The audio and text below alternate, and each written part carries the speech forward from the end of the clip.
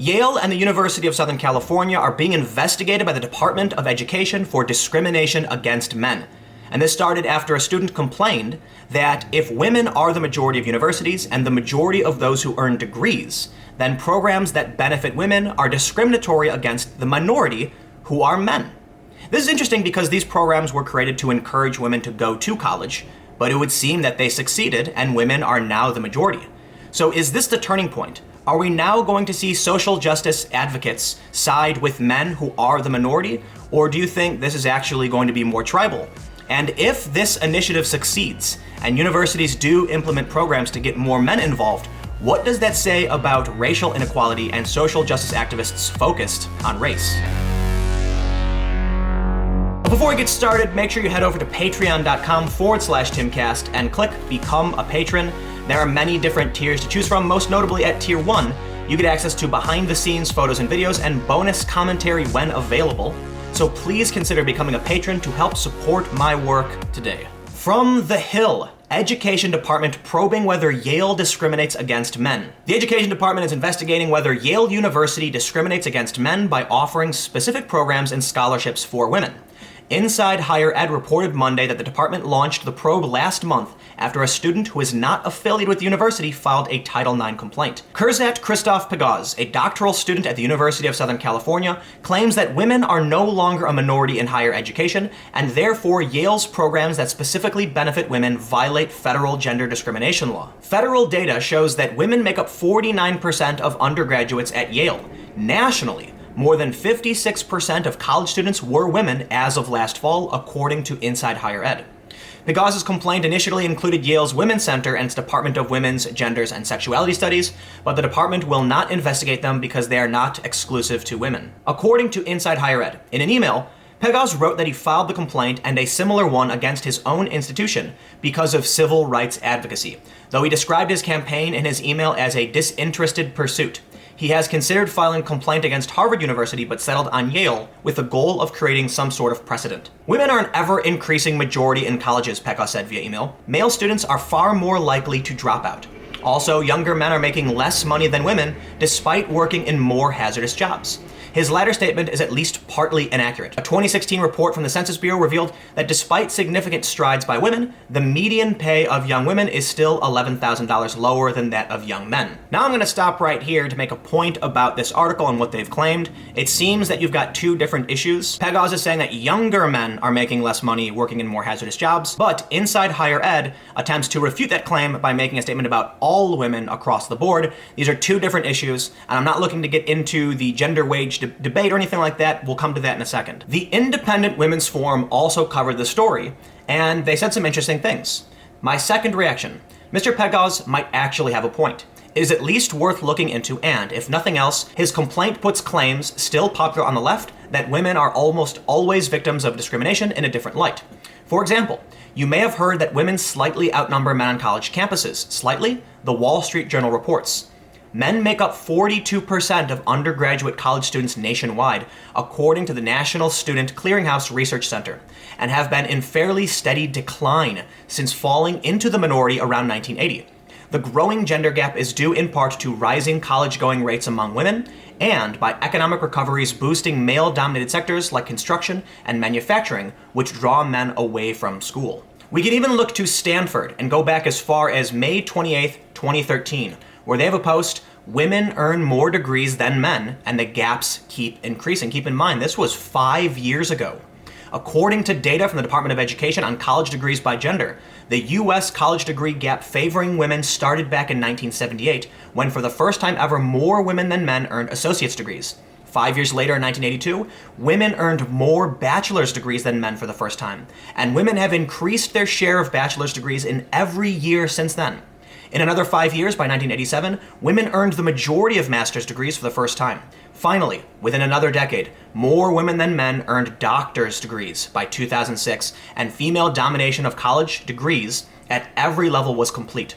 For the current graduating class of 2013, the Department of Education estimates that women will earn 61.6% of all associate's degrees this year, 56.7% of all bachelor's degrees, 59.9% of all master's degrees, and 51.6% of all doctor's degrees. Overall, 140 women will graduate with a college degree at some level this year for every 100 men. That article is 5 years old, and the gender gap in college continues to increase. So maybe Mr. Pekos does have a point, that if universities keep creating programs to benefit women, men are going to get left behind. And if the true goal is to bring about equality in universities, they need to do something to stop this shift where men are no longer going to school, and they need to find a way to bring these levels back to normal. Now, the gender wage gap is an interesting aspect in this dynamic, because if women are earning more degrees, you'd expect them to be earning more money.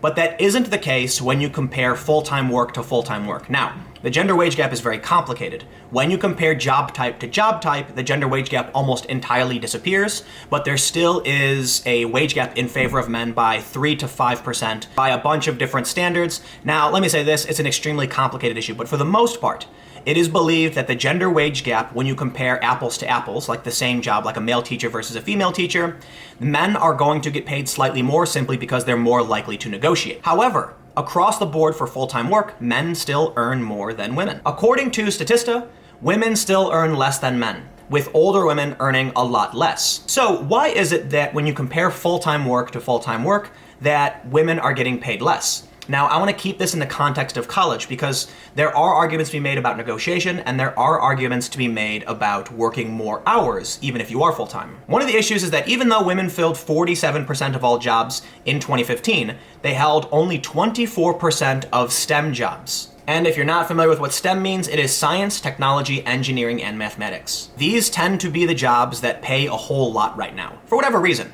People working in the tech industry in science and math make more money than those who have liberal arts degrees or are teachers, for instance.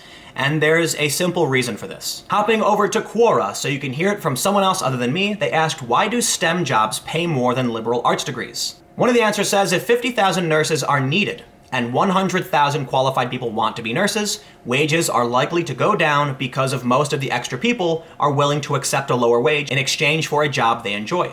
They're certainly not going to go up. If 50,000 bomb technicians are needed, but only 35,000 qualified people want to be bomb techs, employers are forced to offer higher wages to entice people into wanting to work as bomb techs. Wages most certainly aren't going down. Now, I want to point out that some jobs are just more valuable than others. People have to pay more for jobs that are harder to do or that require significant training. If someone goes to college and spends a ton of money to get a specific degree so they can work in a certain field, you've got to pay them enough so that it's worth going to college to do. This issue is absurdly complicated, and I'm not an economist. But what I will say is if majority of women aren't working in STEM, then there are female-dominated fields which probably are facing some kind of market saturation or just might be valued less by society. So when you compare the hard numbers of full-time work to full-time work, men make more. Again, I want to reiterate, when you compare job type to job type, the gender wage gap almost entirely disappears, except for what is considered to be the result of negotiating tendencies among men. So let's be rational about this. Mr. Pekos does have a point about women in universities, and universities probably need to create programs to bring more men into schools. At the same time, by that same logic, if he does want to uphold an identity politics standard, then women need some kind of program to get them into STEM. So it's not one for one. You could say that universities discriminate in some places, but don't in others, and that they should encourage women into STEM, but need to encourage men to come to college in general. And this is why identity politics can become dangerous, because you want to advocate for benefits for your tribe. But what happens when your tribe wins? Your own logic will be used against you. And if you want to argue that there is a patriarchy and that men hold all this power, and you need programs for women, what do you do once women actually come out on top and dominate that field? Well, by your own argument, you need to create programs for men. But let's step outside of all of this college nonsense for a second and talk about, in my opinion, the real problem. The real problem is that people are going to college expecting they're going to get a good job. They're taking out massive student loans, then finding out there isn't work for them. They have to take low-paying jobs because of market saturation and competition, but they need more money to pay off their loans, and it creates a huge problem. What we need are entrepreneurs. We need people who are willing to say maybe college isn't the right thing, and you should just work as much as you can, wherever you can, save up money, and then start your own business. If all we ever have are people expecting to work for someone else, then eventually there won't be any jobs because you need someone to work for. In which case, we need people who are willing to work at someone's company, and we need people who are willing to start these companies. But now I want to introduce a new segment I'm going to be doing in my videos where I'm going to poll you guys in the community section of my YouTube channel. And today, as I was editing, I asked, do you think colleges and universities discriminate against men? 542 people voted. 77% said yes, 5% said no, and 18% were unsure. Shadow027 said yes, man here. I was discriminated at university, 2-to-1 women to men at my private university. Dustinigus S said yes, the entire legal and social structure discriminates against men. Adam Davison said unsure. I think it may depend on exactly what you mean. There is some stuff to point towards current educational systems being designed in a way that results in women being more successful on average than men. But then you have schools needing to inflate their male population relative to their own standards.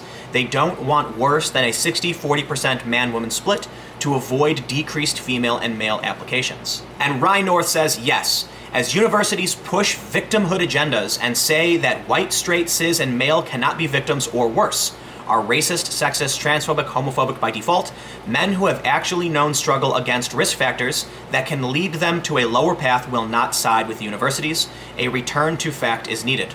He goes on to say, potentially misread the question, but if 50% of the population is considered a minority, then yes, it is discriminatory to males. So again, I'm gonna try and do this in every video and incorporate your responses, but still, comment below and let me know what you think. Are universities discriminating against men? And do we need affirmative action for men to get enrollment numbers up? It's an interesting argument because this guy's essentially on the side of identity politics, saying that if you're going to benefit women, then once women are on top, you now have to do the same for men. So comment below and we'll keep the conversation going. You can stay tuned, new videos on my channel every day at 4 p.m. and you can follow me on Twitter at Timcast. Thank you all so much for hanging out, and I will see you all tomorrow.